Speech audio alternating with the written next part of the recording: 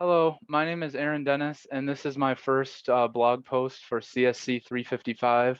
In this video, I'll be demonstrating some of the stuff I've learned in Unity up to this point, and also showcasing some of the first games that I've built.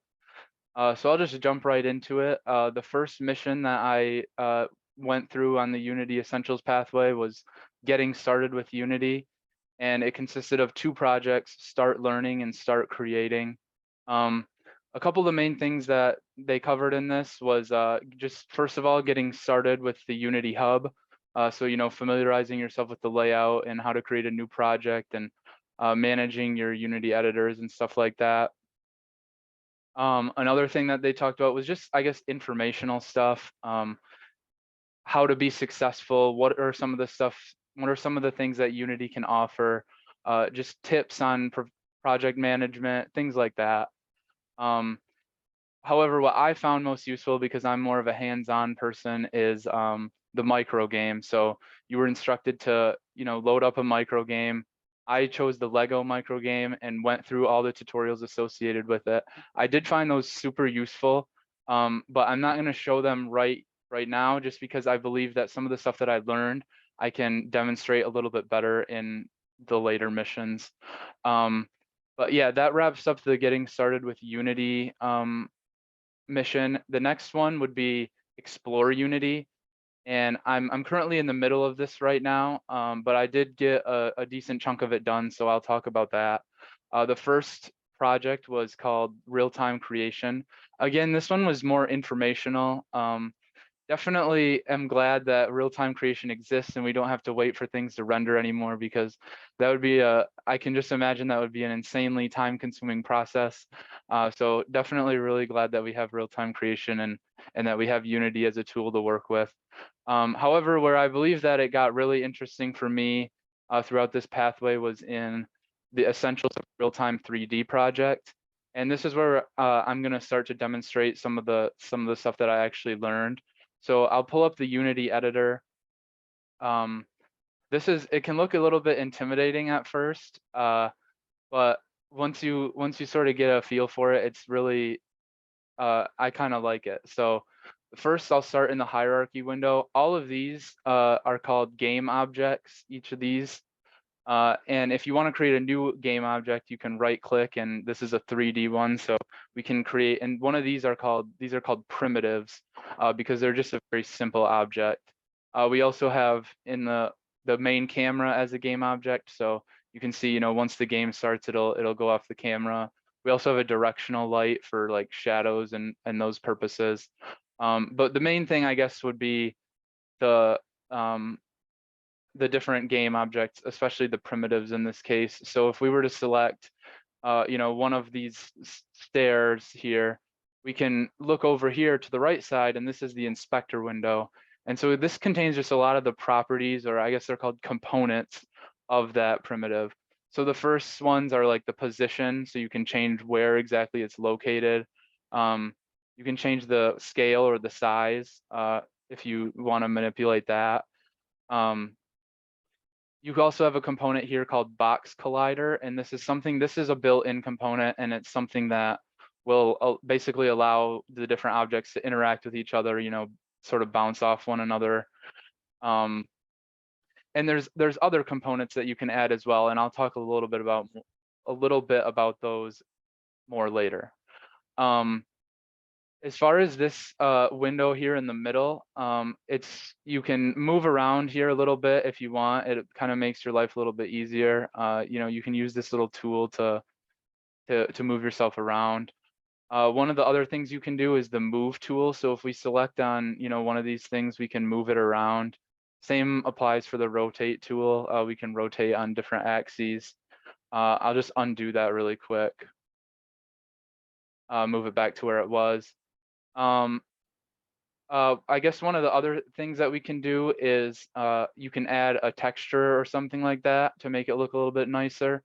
So here we'll go to the asset store. This is online, and as long as you're signed into the same Unity account, you can search for one of your packages and then filter it. You can get free ones. I chose this free one here, and then I added it to my Unity account. So then if we go back to the editor, we can pull up the package manager, and you can see it's in here, and I imported it.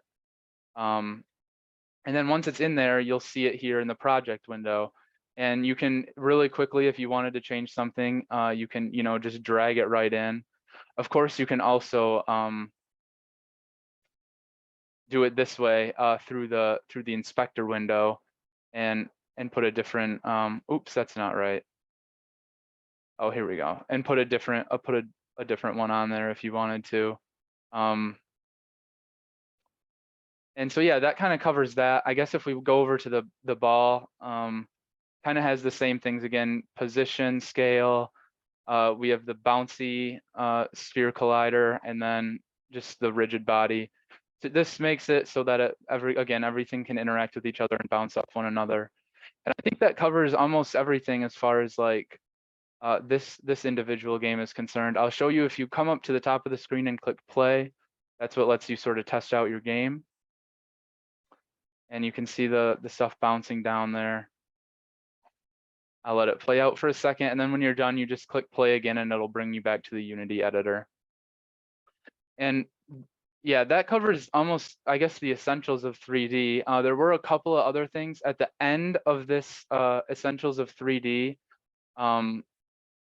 project. We had a challenge, which was to create another game called The Floor is Lava, and I'll pull that game up really quick as well.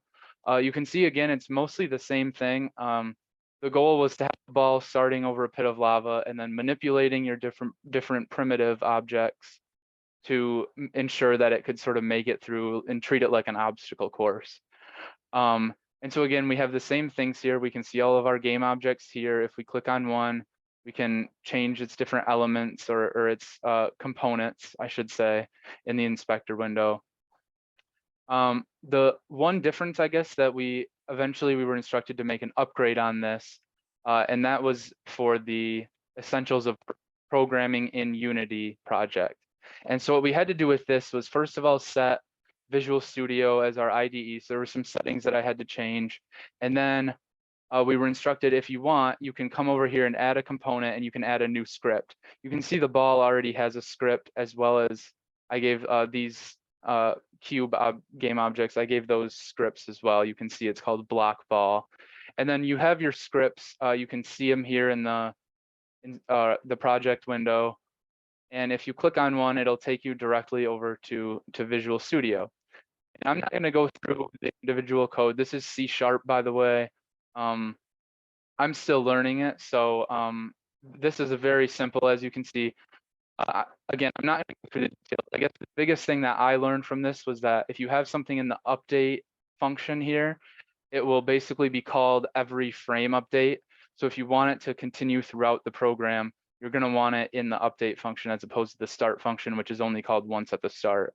But yeah, once you sort of write this code in here and you go back to the editor, if we click on, for instance, one of these cubes, we can see that we can change these values here. And this is what's going to allow it to move. So the one was transform position, right? Position change. And so, depending on how big these values are, that's like how fast it will move or how many degrees it will rotate every frame. And so that's what's going to allow it to move. And the ball here actually has a scale change. So it's gonna grow, by 0.5 units or whatever every frame. And then if we made that negative, then it would shrink. So that's how you can sort of work with scripts on a very basic level to do a little bit more than just the built-in components would be able to do. And so I think that's everything that I wanted to show. So I'll just demonstrate the game really quick. And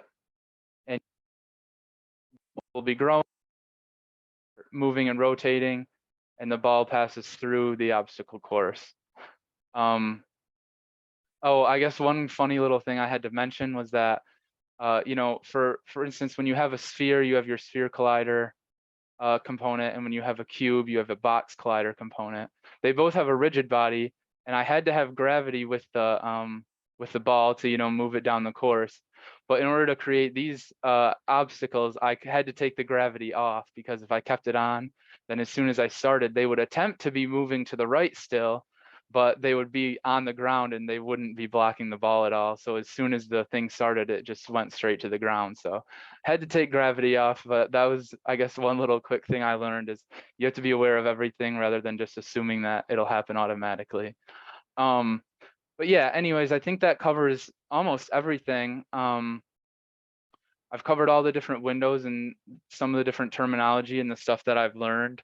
Oh, I guess one final thing before I'm done is I would like to show if, once you have your project and, you like it and you want to build it and publish it, I guess you could go to this publish button, or what I like to do is go to the build settings, because this allows you to, choose, do you want it to be a WebGL or, so an online version, or just like a Windows application or something like that. And then, you can build it and run it. And then just to show, I guess, really quick, some of the stuff, I was able to publish this as the Floor is Lava game as a WebGL build, as well as my Lego micro game on Unity Play, which is pretty cool. It lets you share your game with the community. So I won't go through the entire game here, but yeah, this was the micro game that I built as well, and just sort of showing that I was able to publish it in WebGL. So yeah, I think that covers almost everything. Again, I get just a really quick recap. I went through the start learning and start creating projects within the Get Started with Unity mission. And I'm currently in the middle of the Explore Unity mission, which has these three: real-time creation, essentials of real-time 3D, and essentials of programming in Unity, all those projects, which gives me a good fundamental knowledge. I'm really excited to continue learning and progressing throughout the course. And I guess in the next video, I'll be wrapping up the Explore Unity as well as the Learn Unity missions, so that I'll be completely done with the Unity Essentials pathway. So yeah, that covers everything that I wanted to talk about in this video. Thank you for watching, and I will see you in the next one.